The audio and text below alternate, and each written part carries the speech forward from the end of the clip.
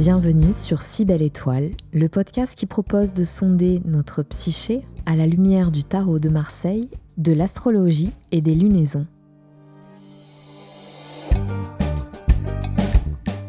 Je vous propose ici une respiration à la fois philosophique, spirituelle et artistique pour garder un œil lucide et aiguisé sur nos mouvements intérieurs. Retrouvez cette vidéo sous forme de podcast sur toutes les plateformes d'écoute en streaming sous le nom de Si Belle Étoile. Le lien est en description de la vidéo.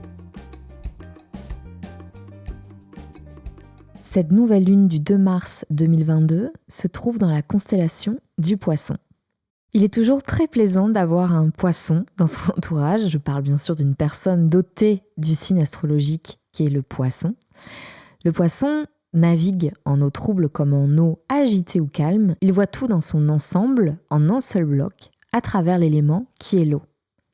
Doté d'une forte intuition, d'une certaine imagination, ce sont des personnes dont la capacité d'empathie en fait de très très bons amis.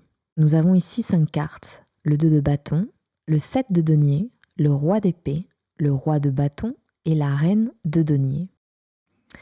À première vue, ce n'est pas un tirage qui nous parle d'émotions à fleur de peau, d'imagination, qui sont les deux aspects de cette nouvelle lune en Poisson, mais plutôt de force de proposition, d'action. Mais il y a bien sûr des nuances. 2 cartes ici donnent le ton. Le 7 de denier associé à la reine de denier. Vous êtes sûrement, pour la plupart d'entre vous, dans une étape de vie qui a été franchie. Cela peut signifier un début de grossesse, un projet sur lequel vous avez travaillé dur et enfin vous commencez à récolter les fruits de ce dur labeur. Vous commencez peut-être un nouveau job, bref, c'est comme si cette nouvelle lune nous invitait à valoriser ce qui a déjà été mené à bien. Il est temps de s'auto-congratuler, de se faire du bien, de se féliciter. Jupiter se trouve aussi dans le signe du Poisson. Alors, qu'est-ce que cela signifie ? Jupiter en Poisson ajoute une force additionnelle à cette nouvelle lune qui sera davantage émotionnelle et intuitive, comme je le disais. C'est donc un moment privilégié pour ouvrir les vannes de son cœur, de son intuition et sonder notre intérieur. Et ainsi se poser les questions suivantes. Dans quelle direction voulons-nous poursuivre ? Qu'est-ce qui nous ferait plaisir ? Qu'est-ce que nous avons appris ces dernières semaines ? C'est le moment d'ajouter une touche cocooning, une touche de réconfort à ce périple que vous avez déjà engagé. La reine de denier associée au 7 de denier nous rappelle qu'il ne faut pas rêvasser trop longtemps et poursuivre ses efforts avec conviction et logique implacable. Vous serez donc vite rattrapé par votre mental, et heureusement d'ailleurs, car l'émotion est moteur de l'action, mais elle a besoin d'un cadre, d'un ego incarné pour passer à l'action avec justesse et précision. Le 2 de bâton, associé au roi de bâton qui regarde vers la reine de denier, nous invite à garder un œil ouvert sur de nouvelles découvertes que nous avons peut-être fait dernièrement et de rapidement les concrétiser, de concrétiser nos élans vers de nouveaux horizons. Encore une fois, ne rêvassez pas trop longtemps, ne procrastinez pas trop longtemps. Cette nouvelle lune en Poisson nous donne l'impulsion, le feu, paradoxalement, puisque c'est l'élément eau qui caractérise le Poisson, mais elle nous donne l'impulsion, je disais, le feu pour saisir avec rapidité et esprit de synthèse ce vers quoi nous voulons investir notre temps, notre argent et nos rêves. Au milieu de ce tirage trône fièrement le roi d'épée, aussi chic que son voisin le roi de bâton, mais beaucoup plus rigide, plus mental, moins fiévreux que le roi de bâton. Il sait où il va, il sait faire preuve de logique et d'implacabilité comme la reine de denier, mais sa spécificité est de nous rappeler de garder toujours les idées claires et rapides, affûtées, savoir être leste et agile face à toutes les situations. C'est donc un tirage général assez particulier car il donne une impression de rapidité, comme le poisson qui file entre les eaux pour éviter les prédateurs ou rejoindre son banc, il sait où il va.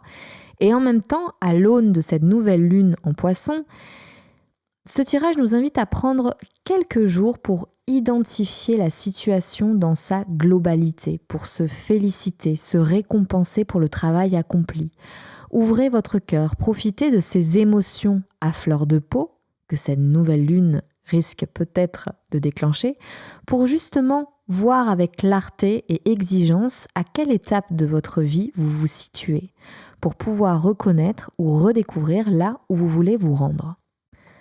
Nous avons souvent tendance à condamner nos émotions, surtout quand elles sont à fleur de peau.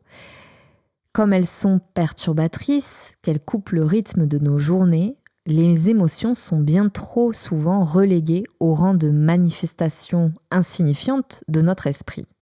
Cela peut-être est dû à l'héritage des grands philosophes de la sagesse antique, mais pourtant, au-delà du fait que ces émotions révèlent ce qui reste tapi dans l'ombre, révèlent ce que nous ressentons à un moment T, elles nous mettent dans un état de pause. Elles nous empêchent de poursuivre nos activités et nous obligent à contempler ce moment T, le fameux moment présent, cette goutte dans l'océan, ce fragment d'éternité. Selon le poète grec Lucrèce, l'humain vit dans l'angoisse du futur, qu'il appelle la terreur sans objet. Cette terreur sans objet nous plonge dans la frénésie d'un esprit angoissé. Il lui est impossible d'accéder au moment présent.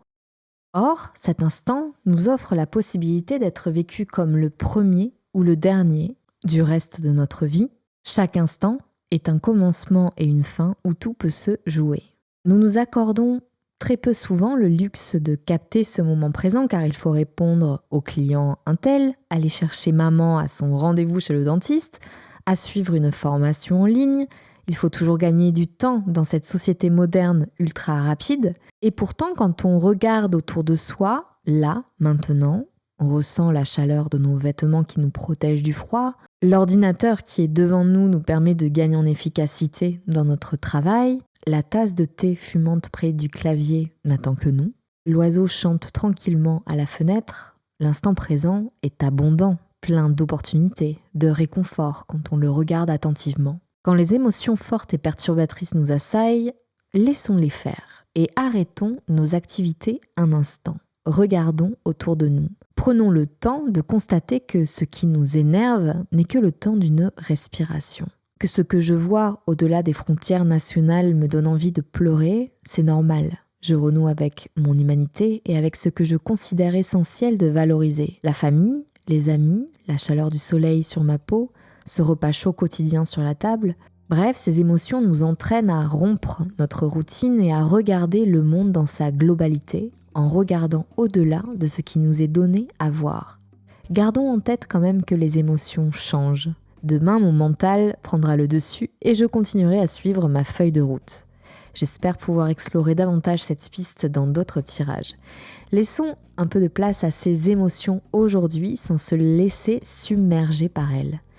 Ces émotions à fleur de peau nous extirpent des eaux trop profondes et opaques, elles nous donnent à voir ce qui est, elles nous rendent plus fidèles envers nous-mêmes et la lumière fuit.